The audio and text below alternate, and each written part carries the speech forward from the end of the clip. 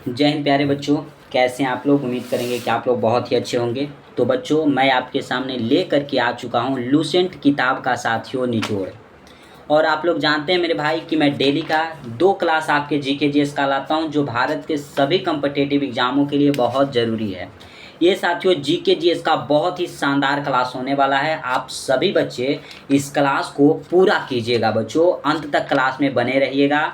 मैं आपको विश्वास दिलाता हूं कि भारत के अगर किसी भी कॉम्पिटिटिव एग्जाम में साथियों आप बैठते हैं तो आपसे जीके जीएस का जो प्रश्न है वो नहीं छूटेंगे साथियों। अगर ये हमारा क्लास आपको अच्छा लगता है, अगर हमारा क्लास बच्चों और करना चाहते हैं, तो एक बार यूट्यूब पे सर्च कीजिएगा GK GS bye Mithilesh sir. हमारा साथियों पूरा प्लेलिस्ट आ जाएगा जीके जीएस का, लूसेंट का बच्चों प्लेलिस्ट आ जाएगा। अगर लूसेंट का प्लेलिस्ट कर लेते हैं ना, तो साथियों ये विश्वास रखिए कि आपको जीके में कभी बच्चों दिक्कत नहीं होगा। पूरे लाइफ में जीके का प्रश्न साथियों आपसे नहीं छूटेगा। तो ज़्यादा बच्चों टाइम आपके साथ मैं बोलने में नहीं लूँगा। क्लास को पूरा कीजिएगा, उसके बाद कमेंट बॉक्स में सभी बच्चे कमेंट कीजिएगा कि सर ये क्लास कैसा लगा।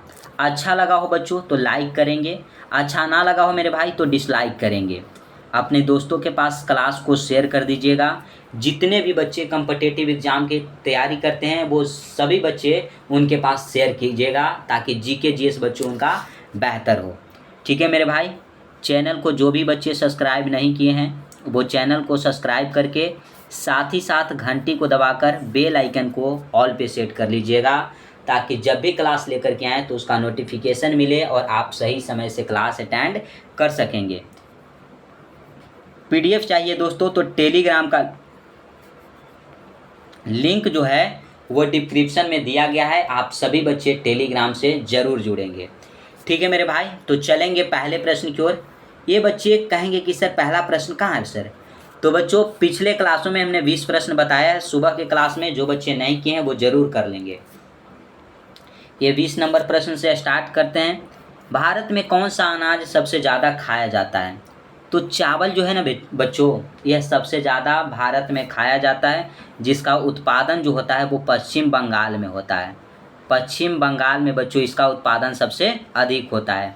अगर हम पूछें कि गेहूं का उत्पादन सबसे ज़्यादा कहाँ होता है बच्चों, तो पंजाब में होता है। प्रति हेक्टेयर भूमि पर बच्चों गेहूं का उत्पादन सबसे अधिक पंजाब में होता है। चावल का उत्पादन सबसे अधिक पश्चिम बंगाल में होता है। और भारत में सबसे ज़्यादा खाए जाने वाला कोई फसल है तो वह है चावल। मेरे दोस्तों, मेरे भाइयों एवं बहनों, बताइएगा क्या यहाँ तक परेशानी ख़त्म हुई या नहीं? ज़रूर बताइएगा। प्रश्न आता है कि थल सेना दिवस कब मनाया जाता है? बच्चों हमारे देश में 3 सेना होते हैं, थल, जल और वायु। तो थल सेना 15 जनवरी को। अगर फिर बच्चों पूछ दिया जाए जल सेना, जल सेना या इसी को बोलते हैं नौसेना, नौसेना बच्चों, नौसेना, बताइएगा कब मनाया जाता है? फिर एक हो जाता है बच्चों वायुसेना, वायुसेना। ये तीनों बताइएगा साथियों कि किस दिन को मनाया जाता है। तो मेरे भाई जो नौसेना दिवस है ना, ये 4 दिसंबर को मनाया जाता है। कब? 4 दिसंबर को मनाया जाता है। और वायुसेना 8 अक्टूबर को मेरे भाई। थल सेना यानी कि 15 जनवरी को आर्मी दिवस बच्चों। आर्मी हो गया, थल सेना में आर्मी हो गया, जल सेना में बच्चों नेवी हो गया, और वायुसेना में एयरफोर्स हो जाता है। ठीक है, क्लियर है साथियों? अगला प्रश्न देखिएगा। अगर बच्चों क्लास से परेशानी आती है तो ज़रूर सभी बच्चे बताइएगा। क्वेश्चन कहता है हीराकुंड बांध किस नदी पर बनाया गया है? तो ये बच्चों महानदी पे है। अब बच्चे कहेंगे कि सर केवल इतना बताइएगा सर कि हीराकुंड बांध कहाँ पे है? तो महानदी पर है सर। बस छोड़ दीजिएगा सर, प्लीज़ सर बता दीजिए ना सर। तो देखो मेरे भाई मैं बताऊँगा। हीराकुंड बांध जो है ना मेरे भाई, यह उड़ीसा में है। पूछा जाएगा कि किस राज्य में है, तो उड़ीसा में हो जाएगा साथियों। हीराकुंड बांध जो है वो भारत का सबसे बड़ा बांध है। सबसे बड़ा बांध अगर पूछ दिया जाए भारत का तो हीराकुंड हो जाएगा। किस नदी पे है साथियों? तो महानदी पे है। महानदी को मेरे भाई उड़ीसा का शोक कहा जाता है। उड़ीसा का अगर आपसे पूछ दिया जाए कि शोक जो है वो किस नदी को कहा जाता है, तो महानदी को कहा जाता है। क्या साथियों यहाँ तक आपको क्लियर है? क्लियर है साथियों? बिहार का शोक अगर पूछ दिया जाए तो बिहार का शोक बच्चों बता दीजिएगा, कोसी को कहा जाता है। किसे कहा जाता है साथियों? कोसी को कहा जाता है। ठीक है, अगला प्रश्न आता है अगला आपका कि हीराकुंड बांध किस नदी पे बनाया गया है? महानदी पे। ये तो हो गया साथियों। बारी बारी क्वेश्चन क्यों आते हो बाबू? दिल्ली स्थित जमा मस्जिद किसने बनवाई? तो शाहजहां ने बच्चों दिल्ली में स्थित जमा मस्जिद है उसको बनवाया। दिल्ली में ही है बच्चों एक मोती मस्जिद। क्या साथियों? मोती मस्जिद। मस्जिद बच्चों मोती मस्जिद है। इसको किसने बनवाया था? तो बनवाया था बच्चों औरंगजेब ने। औरंगजेब ने साथियों। बच्चों औरंगजेब ने बनवाया था बीबी का मकबरा। बीबी का मकबरा जो है साथियों किसने बनवाया था? तो औरंगजेब ने बनवाया था। ये कहाँ पड़ता है बच्चों? तो यह औरंगाबाद में पड़ता है। औरंगाबाद। बच्चों बीबी की मकबरा को दक्षिण भारत का ताजमहल कहा जाता है। क्या कहा जाता है? ताजमहल कहा जाता है, या भारत का बच्चों दूसरा ताजमहल कहा जाता है। शाहजहां ने ताजमहल बनवाया था। ताजमहल बनवाया था बच्चों कहाँ में? तो आगरा में बनवाया था। आगरा में बनवाया था। कुतुब मीनार के बच्चों पहली मंजिल की नींव किसने रखी थी? तो कुतुबुद्दीन ऐबक ने रखा था। और उसे बनवाया था कौन? तो इल्तुतमिश ने बनवाया था। क्या यहाँ तक क्लियर हो जाएगा भाई? सभी बच्चे नोट करते चलिएगा। ठीक है, और बता दें बच्चों, और बता दें क्या कि एक है बच्चों आगरा का लाल किला। पूछा जाएगा कि लाल किला है कहाँ मेरे भाई? तो लाल किला पड़ता है आगरा में। कहाँ दोस्तों? आगरा में। इसको किसने बनवाया था? तो अकबर ने बच्चों, अकबर ने बनवाया था। ठीक है, ठीक है मेरे भाई। शाहजहां ने ताजमहल बनवाया था, जमा मस्जिद बनवाया था बच्चों, अकबर ने लाल किला बनवाया था, औरंगजेब ने साथियों मोती मस्जिद बनवाया, औरंगजेब ने साथियों बीबी का मकबरा बनवाया। फिर हो गया बच्चों कुतुबुद्दीन ऐबक ने कुतुब मीनार, कुतुब मीनार का बच्चों फर्स्ट फ्लोर की जो नींव डाली थी बच्चों किसने डाली थी? तो कुतुबुद्दीन ऐबक ने डाली थी। ठीक है, और बच्चों इसको बनवाया था किसने? तो निर्माण किसने करवाया था बच्चों? तो इल्तुतमिश ने। तो यहाँ तक सभी बच्चे नोट कर लीजिएगा। अगले प्रश्न पे चलेंगे मेरे भाई। अगला देखिए क्या कहता है प्रश्न। कहता है कि शांति काल का सर्वोच्च सैन्य पुरस्कार है बच्चों अशोक चक्र। शांति काल का अगर सर्वोच्च सैन्य पुरस्कार पूछा जाए तो हो जाता है अशोक चक्र हो जाता है। आगे आता है प्रश्न, भगवान बुद्ध द्वारा सारनाथ में दिया गया पहला प्रवचन बौद्ध धर्म में क्या कहलाता है? तो भगवान बुद्ध से अगर पूछा जाए बच्चों कि भगवान बुद्ध ने पहला उपदेश कहाँ दिया था? तो सारनाथ में दिया था। वो क्या कहलाया बच्चों? तो धर्म चक्र परिवर्तन कहलाया। क्या कहलाया? धर्म चक्र परिवर्तन। ठीक है, भगवान बुद्ध के बारे में अगर बात करें बच्चों तो जन्म कब हुआ था? तो 500 मेरे भाई 63 BC में हुआ था लुम्बिनी नेपाल में। ठीक है, मृत्यु बच्चों मृत्यु कब हुआ था? तो 483 BC में हुआ था। क्या साथियों यहाँ तक क्लियर है? बौद्ध धर्म के बच्चों संस्थापक कौन हो जाएंगे? तो भगवान बुद्ध हो जाएंगे। इनको ज्ञान की प्राप्ति कहाँ हुआ था? तो बोध गया में हुआ था। बोध गया में हुआ था साथियों। ठीक है, क्लियर है साथियों? यहाँ तक बताइएगा सभी बच्चे। अगले प्रश्न पे चलेंगे, अगला ध्यान दीजिएगा। नेक्स्ट आता है कि वायु सेना दिवस कब मनाया जाता है? बच्चों हमने थल, जल और वायु तीनों के बारे में देख लिया। 8 अक्टूबर को बच्चों मनाया जाता है, 15 जनवरी को मनाया जाता था थल सेना दिवस बच्चों, और जो आपका नौ सेना दिवस था वो 4 दिसंबर को मनाया जाता था। ठीक है, क्लियर है साथियों? अगला प्रश्न, यूनेस्को का मुख्यालय कहाँ है? ये बच्चों यूनेस्को का मुख्यालय पेरिस हो जाएगा। अगर बात करें कि यूनेस्को की स्थापना कब हुई सर, यूनेस्को की स्थापना कब हुआ? तो 16 नवंबर को बच्चों 16 नवंबर 1945 ईस्वी में यूनेस्को की स्थापना हुई। पेरिस बच्चों फ्रांस की राजधानी है, फ्रांस की राजधानी पेरिस हो जाता है। फैशन की नगरी बच्चों, फैशन की नगरी अगर पूछा जाए किसे कहा जाता है? तो यह साथियों पेरिस को कहा जाता है। क्या मेरे भाई क्लियर है यहाँ तक? यहाँ तक क्लियर है साथियों? तो अगले प्रश्न पे चलेंगे। अगला ध्यान दीजिएगा सभी बच्चे। सेशन अच्छा लग रहा हो तो सभी बच्चे सेशन को लाइक और शेयर करते रहिएगा। बच्चे चैनल को ज़रूर सब्सक्राइब कर लीजिए। आपके हर एक कम्पिटिटिव एग्जाम के लिए ये चैनल आपके लिए बहुत ही मायने रखता है, बहुत ही महत्वपूर्ण होने वाला है बच्चों। प्रश्न कहता है विश्व व्यापार संगठन की स्थापना कब हुई? 1995 में। विश्व व्यापार संगठन का बच्चों हेड क्वार्टर पूछ दिया जाए, मुख्यालय कहाँ है, तो जेनेवा में हो जाएगा। जेनेवा में बच्चों। जेनेवा बच्चों पड़ता कहाँ है? तो यह स्विट्जरलैंड में पड़ता है। स्विट्जरलैंड में साथियों जेनेवा पड़ता है। जेनेवा ही में ही बच्चों रेड क्रॉस का बच्चों अगर हेड क्वार्टर पूछ दिया जाए तो ये भी जेनेवा में पड़ता है। ठीक है। अगला प्रश्न आता है एनसीईआरटी की स्थापना कब हुई?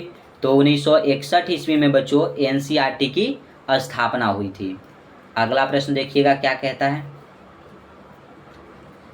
तानसेन किसके दरबार में आया था? तो अकबर के दरबार में आया था बच्चों। लाल किला किसने बनवाया था? लाल किला, तो लाल किला बनवाया था बच्चों अकबर ने। ये पड़ता है कहाँ? तो ये आगरा में पड़ता है। ठीक है।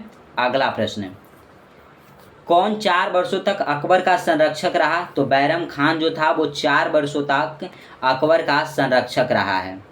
नेक्स्ट आता है पंडित रविशंकर का संबंध किस वाद्य यंत्र से है? तो ये सितार वादक हो जाएंगे बच्चों। पंडित रविशंकर सितार वादक हो जाएंगे।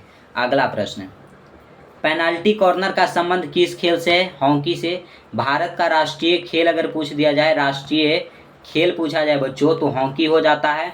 हॉकी में प्लेयर कितने होते हैं? 11 होता है। हॉकी का अगर आपसे जादूगर पूछ दिया जाए, जादूगर किसे कहा जाता है? तो मेजर ध्यानचंद्र हो जाएंगे। मेजर ध्यानचंद्र जो है साथियों हॉकी के जादूगर कहे जाते हैं। अगला प्रश्न, रूस की मुद्रा क्या है? रूस की मुद्रा बच्चों रूबल है। अगर आपसे जापान की मुद्रा पूछ दिया जाए, जापान की पूछ दी जाए बच्चों, अगर भूटान की पूछ दिया जाए, भूटान का पूछ दिया जाए, तो क्या बताइएगा बच्चों। कुवैत का अगर पूछ दिया जाए, कुवैत की मुद्रा पूछ दिया जाए, क्या बताइएगा? सभी बच्चे बताइएगा। जापान की जो मुद्रा है बच्चों उसको येन बोलते हैं। क्या बोलते हैं? येन। भूटान की मुद्रा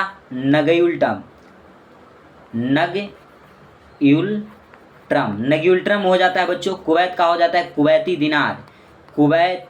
दिनार हो जाता है मेरे भाई। ठीक है। तो यहाँ तक बताइए आप सभी का क्लियर है मेरे भाई? बताइएगा।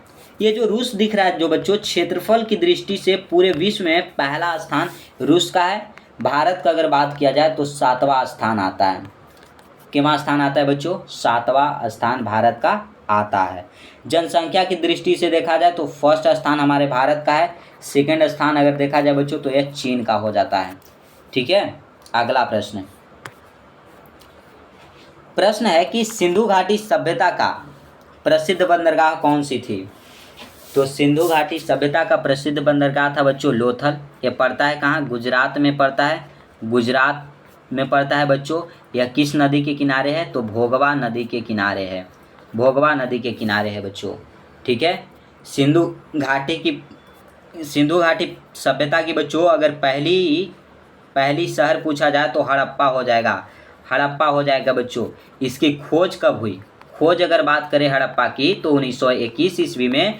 किसके द्वारा? तो दयाराम साहनी के द्वारा हड़प्पा की खोज 1921 ईस्वी में की गई। हड़प्पा जो है बच्चों ये शहर रावी नदी के किनारे खोजा गया था। रावी नदी के किनारे बच्चों। पूछा जाएगा कि वर्तमान अभी कहाँ है? तो वर्तमान बच्चों हड़प्पा पाकिस्तान के सिंध प्रांत में है। कहाँ हो जाएगा बच्चों?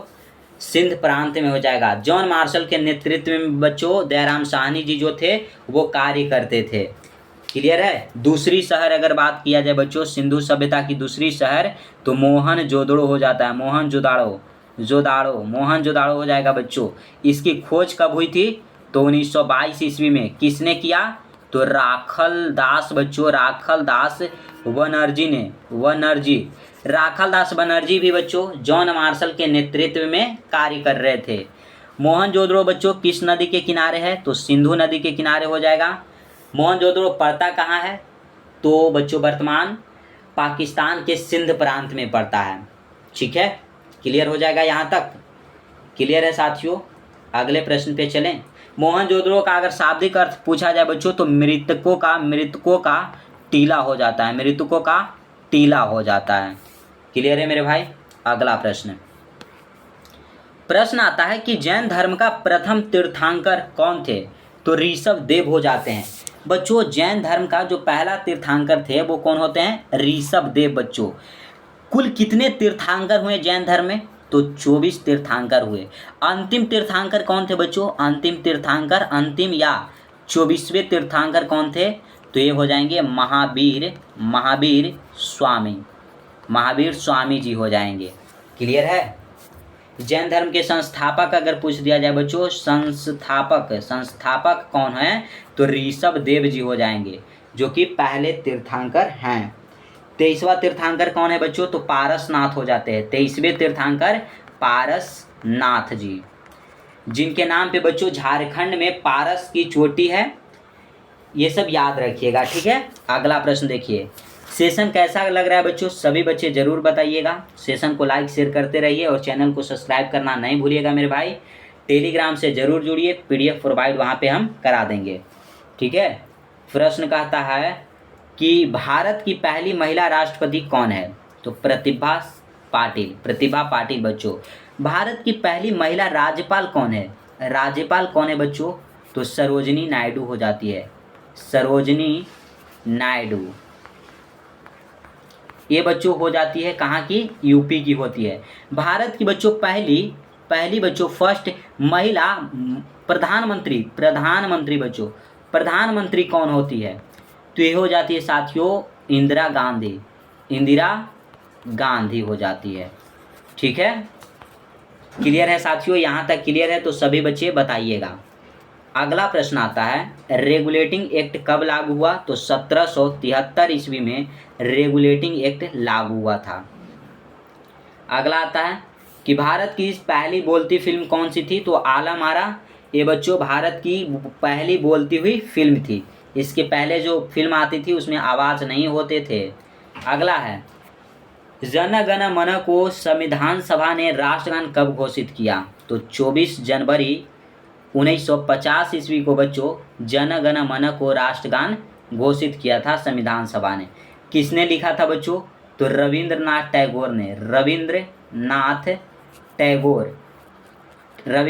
टैगोर ने बच्चों जन गण मन को लिखे थे। जन गण मन गाने में समय कितना लगता है मेरे भाई? समय जो लगता है वो 52 सेकंड का समय लगता है, ठीक है? ये बच्चों कहाँ से लिया गया है? तो ये गीतांजलि से लिया गया है, बच्चों। और गीतांजलि के लिए रविंद्रनाथ टैगोर को 1962 में नोबेल प्राइज़ दिया गया था। अगला प्रश्न देखिएगा। प्रश्न क्या कहता है? प्रश्न कहता है साथियों, खुदा बख्श पुस्तकालय कहाँ पे है? तो ये पटना में है साथियों। बिहार का अगर पूछा जाए सबसे बड़ा जनसंख्या की दृष्टि से जिला कौन सा है? तो पटना हो जाएगा। बिहार की राजधानी कहाँ है बच्चों? पटना हो जाएगा, ठीक है? क्लियर है साथियों? अगला प्रश्न कहता है, किस मौलिक अधिकार को 44वें संविधान संशोधन द्वारा हटा दिया गया? तो संपत्ति का अधिकार जो था बच्चों पहले था, यह एक कानूनन अब बच्चों ये था एक मौलिक अधिकार, लेकिन उसको 44वां संविधान संशोधन किया गया और मौलिक अधिकार से हटा करके एक कानूनन अधिकार बना दिया गया है संपत्ति के अधिकार को, ठीक है? अगला प्रश्न, भारत में पंचवर्षीय योजना का अनुमोदन करने वाला सर्वोच्च निकाय कौन सा है? तो राष्ट्रीय विकास परिषद है बच्चों। कौन है? राष्ट्रीय विकास परिषद। इसका अध्यक्ष कौन होता है? अध्यक्ष बच्चों कौन होता है? अध्यक्ष तो यह प्राइम मिनिस्टर होते हैं, यानी कि प्रधानमंत्री होते हैं बच्चों। प्रधानमंत्री जो हैं ये योजना आयोग के बच्चों, योजना आयोग के अध्यक्ष प्रधानमंत्री, नीति आयोग के अध्यक्ष बच्चों प्रधानमंत्री ही होते हैं। क्लियर है दोस्तों? क्लियर है तो सभी बच्चे बताइएगा। अगले प्रश्न पे हम चलेंगे। अब बच्चों ज़्यादा प्रश्न नहीं है, 50 प्रश्नों तक कराएंगे साथियों। नाथुला दर्रा किस राज्य में है? तो सिक्किम में हो जाएगा बच्चों। सिक्किम अगर क्षेत्रफल की दृष्टि से पूछा जाए भारत का सबसे छोटा राज्य तो सिक्किम हो जाता है। सबसे बड़ा राज्य पूछ देता है तो बच्चों ये हो जाता है आपका यूपी, उत्तर प्रदेश हो जाता है। सब बच्चों ये तो बच्चों जनसंख्या की दृष्टि से है मेरे भाई, जनसंख्या की दृष्टि से, सॉरी मेरे भाई सॉरी। अगला प्रश्न, 1912 में अल हिलाल समाचार पत्र किसने शुरू किया? तो मौलाना अबुल कलाम आज़ाद, जो साथियों भारत के पहले शिक्षा मंत्री थे। क्या थे? शिक्षा मंत्री अगर पूछ दिया जाए भारत के तो मौलाना अबुल कलाम आज़ाद। कांग्रेस के बच्चों, कांग्रेस के सबसे अधिक दिन तक अध्यक्ष कौन रहे? मौलाना अबुल कलाम आज़ाद। सबसे कम उम्र के अध्यक्ष कौन बने? तो मौलाना अबुल कलाम आज़ाद जी हो जाएंगे। ठीक है, अगला प्रश्न, प्रश्न कहता है महान चिकित्सक चरक किसके दरबार में थे? तो कनिष्क के दरबार में थे। भारत में मेट्रो पुरुष कहा जाता है श्रीधरन जी को, भारत में मेट्रो पुरुष कहा जाता है। कांग्रेस और मुस्लिम लीग के बीच लखनऊ समझौता 1916 ईस्वी में हुआ था। 1917 में बच्चों चंपारण सत्याग्रह साथियों। 1918 ईस्वी में खेड़ा सत्याग्रह हुआ था। मिल हड़ताल हुआ था बच्चों 1919 ईस्वी में। जलियांवाला बाग हत्याकांड हुआ था 1920 ईस्वी में बच्चों। असहयोग आंदोलन हुआ था बच्चों 1922 ईस्वी में। चौरा चौरी कांड हुआ था दोस्तों। तो ये सब याद रखिएगा, ये सब मेरे भाई याद रखिएगा सभी बच्चे। अगला प्रश्न आपका आता है, प्रश्न आता है साथियों कि पानीपत का तीसरा युद्ध किन के बीच हुआ? तो मराठों और आदम शाह अब्दाली के बीच हुआ था। बच्चों पानीपत के टोटल 3 युद्ध हुए। पानीपत के जो तीसरा युद्ध हुआ वो 1761 ईस्वी में हुआ था बच्चों। कब हुआ था? 1761 ईस्वी में। अगर फर्स्ट युद्ध की बात किया जाए तो 1526 ईस्वी में। सेकेंड युद्ध की बात किया जाए बच्चों तो 1556 ईस्वी में हुआ था। थर्ड युद्ध 1761। बक्सर का युद्ध बच्चों, बक्सर का युद्ध 1764 में हुआ था। क्या क्लियर है साथियों? यहाँ तक बच्चों क्लियर है तो सभी बच्चे बताइएगा। अगला प्रश्न आता है अगला, केरल के तट को क्या कहते हैं? तो केरल को तट को बच्चों मालाबार तट कहते हैं। और प्रश्न हुआ साथियों समाप्त। तो सभी बच्चे एक बार ज़रूर कमेंट बॉक्स में कमेंट कीजिएगा ये सेशन बच्चों आपको कैसा लगा। अगर सेशन अच्छा लगा हो तो सभी बच्चे लाइक करेंगे, अपने दोस्तों तक शेयर करेंगे। और साथियों चैनल को जो भी बच्चे सब्सक्राइब नहीं किए हैं वो चैनल को सब्सक्राइब करके साथ ही साथ घंटी को दबाकर बेल आइकन को ऑल पे सेट कर लीजिएगा। पीडीएफ चाहिए मेरे भाई तो हम बार बार आपको बोलते हैं कि टेलीग्राम का जो लिंक है भैया लोग वो डिस्क्रिप्शन में देल बा, रउआ लोग ज़रूर जुड़ जाएं। ठीक बा? का हाल बा भाई लोग ज़रूर बताएं कमेंट बॉक्स में। आई क्लास कैसन लगल बा रउआ लोग ज़रूर बताएं, सब बच्चन बताएं, छूटे के ना चाहिए को बच्चन के कमेंट। तो आप लोग से यही उम्मीद रहल हमरा के कि आप लोग कमेंट करी। ठीक बा? तो आज के लिए बस इतना ही। जय हिंद मेरे प्यारे शेर शेरनियों, जय हिंद साथियों।